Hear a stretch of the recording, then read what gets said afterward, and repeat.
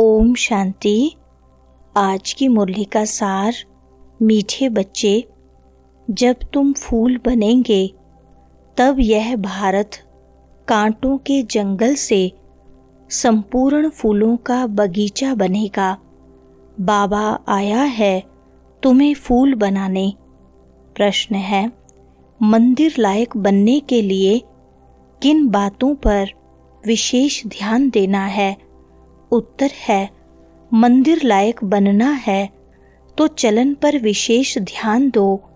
चलन बहुत मीठी और रॉयल होनी चाहिए। इतना मीठापन हो जो दूसरों को उसकी महसूसता आए। अनेकों को बाप का परिचय दो। अपना कल्याण करने के लिए अच्छी रीति पुरुषार्थ कर सर्विस पर लगे रहो। सुनते हैं मुख्य पॉइंट्स।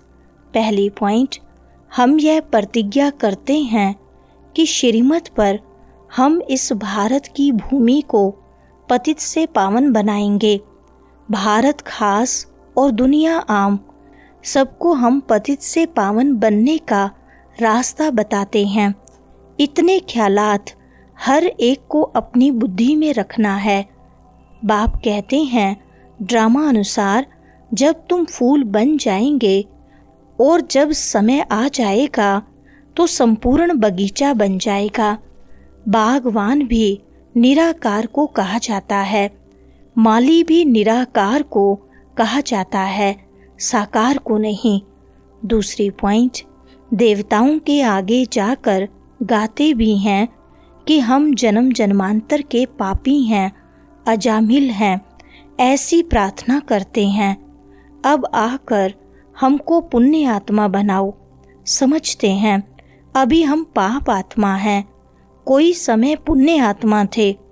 अभी इस दुनिया में पुण्य आत्माओं के सिर्फ चित्र हैं, राजधानी के हेड्स के चित्र हैं, और उन्हों को ऐसा बनाने वाला निराकार है शिव।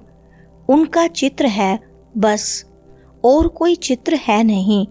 इसमें भी शिव का तो बड़ा लिंग बना देते हैं।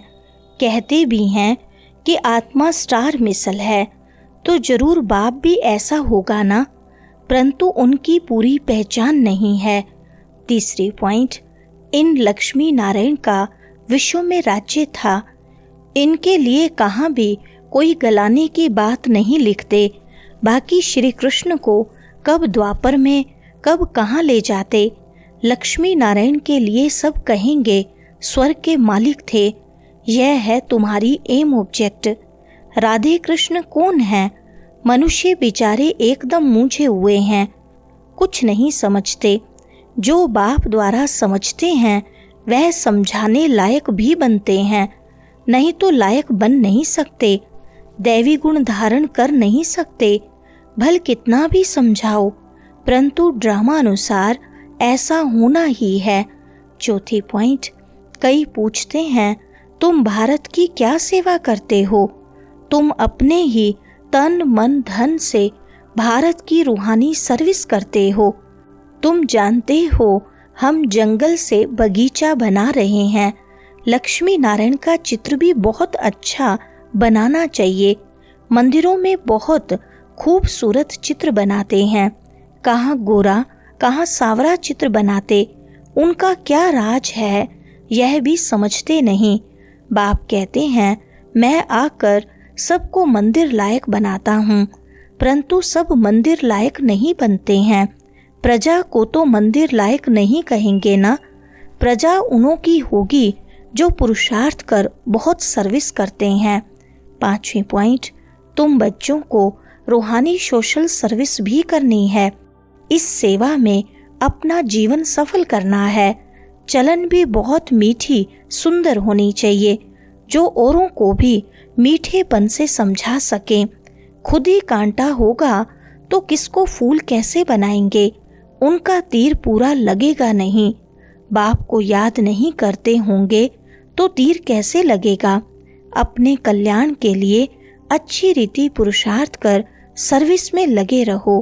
बाप भी सर्विस पर है ना, तुम बच्चे भी दिन रात सर्विस पर रहो। छठी पॉइंट, बाप है मनुष्य सृष्टि का रचता। कैसे रचना रचते हैं इस दुनिया भर में कोई नहीं जानते। बाप ब्रह्मा द्वारा अब नई रचना रच रहे हैं। ब्राह्मण है चोटी, पहले पहले ब्राह्मण जरूर चाहिए। विराट रूप की है यह चोटी। ब्राह्मण, देवता, क्षत्रिय, वैश्य, शूद्र। पहले शूद्र तो नहीं हो सकते। बाप ब्रह्मा द्वारा ब्राह्मण रचते हैं। कल्प कल्प बाप आकर शूद्र से ब्राह्मण बनाते हैं, फिर ब्राह्मण से देवता बनाते हैं। वह ब्राह्मण लोग खुद ही पवित्र नहीं है तो दूसरों को पवित्र कैसे बनाएंगे।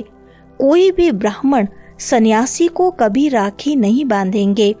वह कहेंगे हम तो हैं ही पवित्र, तुम अपना मुंह देखो। तुम बच्चे भी कोई से राखी नहीं बंधवा सकते। दुनिया में तो सब एक दो को बांधते हैं। 7वां पॉइंट, अब बच्चों को ऐसा ऊंच बनना है तो सर्विस में लग जाना चाहिए। पवित्र होना भी बहुत जरूरी है। बाप कहते हैं मैं पवित्र दुनिया बनाता हूँ, तुम्हारे लिए स्वर्ग की स्थापना करते हैं। यह ड्रामा अनुसार होना ही है। यह खेल बना हुआ है। तुम पवित्र बन जाते हो, फिर विनाश शुरू हो जाता है। सत्युग की स्थापना हो जाती है। तुम हो रूहानी मिलिट्री। तुम 5 विकारों पर जीत पाने से जगत जीत बनने वाले हो। जन्म जन्मांतर के पाप कटने लिए बाबा युक्तियां बताते हैं। बाप एक ही बार आकर युक्ति बताते हैं। जब तक राजधानी स्थापन न हो जाए तब तक विनाश नहीं होगा। 8वां पॉइंट, तुम बच्चे जानते हो सब आत्माएं जो भी पार्ट बजाती हैं वह सब नूंधा हुआ है। जैसे कठपुतलियां होती हैं ना, ऐसे नाचती रहती हैं। यह भी ड्रामा है। हर एक का इस ड्रामा में पार्ट है। पार्ट बजाते बजाते तुम तमो प्रधान बने हो। फिर बाप ऊपर ले जाते हैं। नॉलेज तो सेकंड की है। वास्तव में वह मछलियां तार में लटकती हैं। इस तार में मनुष्यों को डालना चाहिए। ऐसे उतरती कला फिर चढ़ती कला होती है। तुम भी ऐसे चढ़ते हो फिर उतरते उतरते नीचे आ जाते हो। 5000 वर्ष लगते हैं ऊपर जाकर फिर उतरने में। यह 84 का चक्र तुम्हारी बुद्धि में है। 9वां पॉइंट, यह भी समझाया शिव जयंती पर तारें ऐसी आनी चाहिए जो मनुष्य पढ़ने से समझ जाएं। विचार सागर मंथन करने के लिए बाबा टाइम देते हैं। कोई देखे तो वंडर खाए। कितनी चिट्ठियां आती हैं, सब लिखते हैं। बाप दादा, तुम समझा भी सकते हो। शिव बाबा को बाप, ब्रह्मा को दादा कहते हैं। एक को कभी कोई बाप दादा कहते हैं क्या? यह तो वंडरफुल बात है। इसमें सच्चा सच्चा ज्ञान है, परंतु याद में रहें तब किसको तीर भी लगे। 10वां पॉइंट, यह ज्ञान भी तुम्हारी बुद्धि में है, वह भी नंबरवार। कईयों की बुद्धि में तो ठहरता ही नहीं, इसलिए किसको समझा नहीं सकते। आत्मा बिल्कुल ही गरम तवा तमो प्रधान पतित है। उन पर ज्ञान अमृत डाला जाता है तो ठहरता नहीं। जिसने बहुत भक्ति की है उनको ही तीर लगेगा, झट धारणा होगी। कोई की तकदीर में नहीं है तो पढ़ाई को छोड़ देते हैं। अगर छोटेपन से ही नॉलेज में लग जाएं तो धारणा होती जाएगी। समझेंगे इसने बहुत भक्ति की हुई है, बहुत होशियार हो जाए। क्योंकि ऑर्गन्स बड़े होने से फिर समझ भी जास्ती आती है।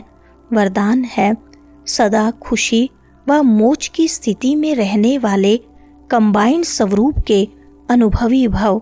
विस्तार है बाप दादा बच्चों को सदा कहते हैं, बच्चे बाप को हाथ में हाथ देकर चलो, अकेले नहीं चलो। अकेले चलने से कभी बोर हो जाएंगे, कभी किसकी नज़र भी पड़ जाएगी। बाप के साथ कंबाइंड हूँ, इस स्वरूप का अनुभव करते रहो तो कभी भी माया की नज़र नहीं पड़ेगी। और साथ का अनुभव होने के कारण खुशी से मौज से खाते चलते मौज मनाते रहेंगे। धोखा व दुख देने वाले संबंधों में फंसने से भी बच जाएंगे। स्लोगन है, योग रूपी कवच पहन कर रखो तो माया रूपी दुश्मन का वार नहीं लगेगा। अच्छा, ओम शांति।